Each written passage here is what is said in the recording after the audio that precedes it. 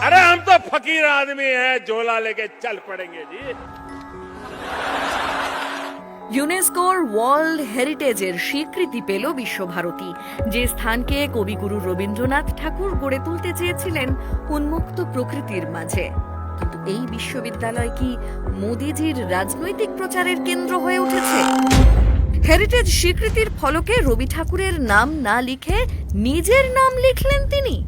अगर यूनेस्को का हेरिटेज मिला तो रविंद्रनाथ टैगोर के लिए मिला। He is the creator of Shanti Niketan and विश्व भारती। उनका नाम हटा दिया। কবিগুরুকে এবং বাঙালিদের অসম্মান করতে বাধল না তার? मोदी मोदी मोदी मोदी मोदी मोदी। वाह क्या सीन है।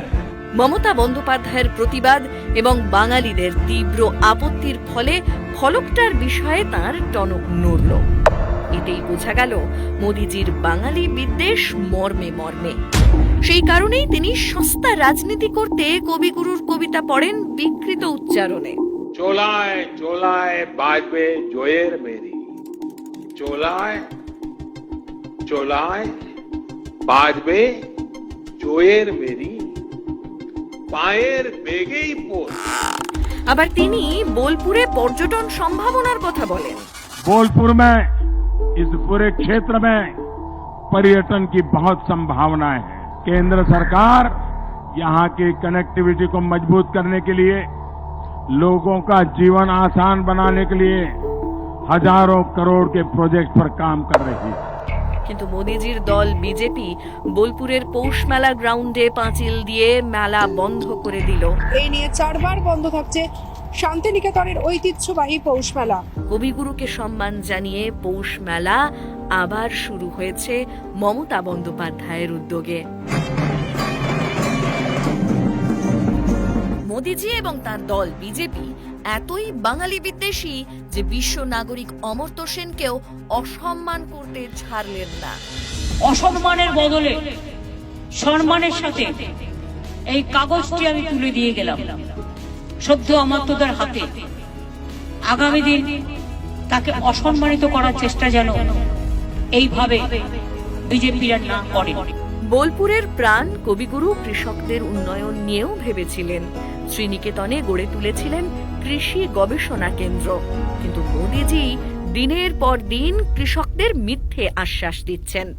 पीएम किसान सम्मान योजना से पश्चिम बंगाल के हर किसान परिवार के खाते में मोदी सरकार पैसा जमा कराना चाहती है।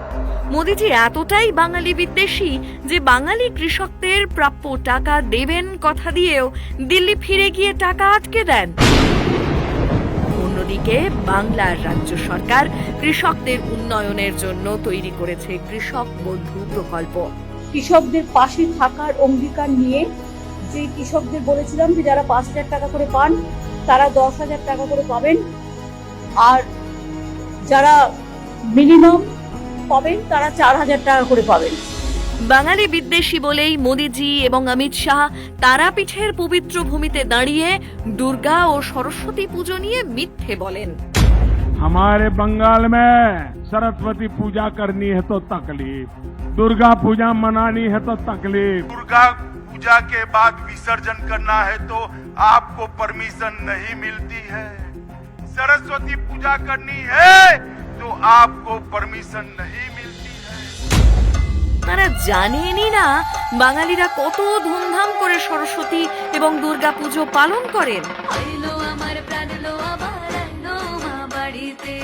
বাংলার ঐতিহ্য জানতে গেলে ধৈর্য ধরে বুঝতে হবে বাংলাকে, কিন্তু ধৈর্য আপনাদের নেই।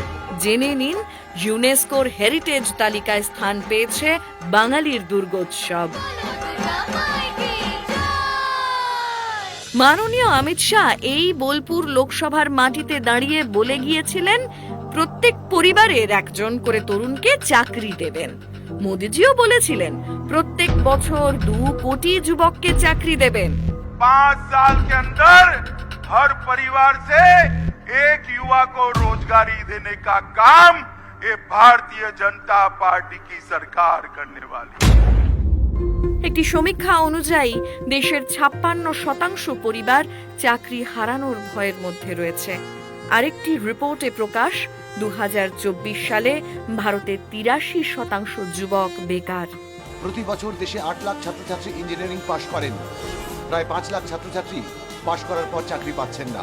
দেশ স্বাধীন হওয়ার পর থেকে বেকারত্বের হার মোদী সরকারের সময়কালেই সব থেকে বেশি। অন্যদিকে বাংলার রাজ্য সরকার যুবশ্রী, গতিধারা, কর্মশ্রী এবং আরো অনেক প্রকল্প রাজ্যবাসীর কর্মসংস্থানের জন্য চালু করেছে। এই বীরভূম জেলায় কন্যাশ্রী, রূপশ্রী তো অব্যাহত রয়েছেই, তার সাথে বাংলায় 2 কোটি মহিলা সরাসরি লক্ষ্মীর ভান্ডার পাচ্ছে। শুনে নিন বোলপুর কেন্দ্রে দাঁড়িয়ে কিভাবে মিথ্যে বলছেন অমিত শাহ। मेरे मतवा समाज के लोग, नाम शूद्र समाज के लोग, इनको हम नागरिकता देकर सम्मान के साथ भारत का नागरिक बनाने का काम भी करने वाले हैं। মতুয়া এবং নমশূদ্র সমাজ এমনিতেই দেশের নাগরিক, তাদের নতুন করে নাগরিকত্ব দিতে হবে কেন? বাংলার মাটিতে বাঙালি বিরোধী কালো আইন সিএএ নিয়ে মিথ্যে বলার পাশাপাশি বাংলার মানুষের অধিকার নিয়েও বঞ্চনা করে চলেছে বিজেপি। কিন্তু রাজ্য সরকার সব সময় আছে মানুষের পাশে। এবারের ভোট হোক বাঙালি বিদ্বেষের বিরুদ্ধে, বাঙালি ঐতিহ্য ও সংস্কৃতির পক্ষে।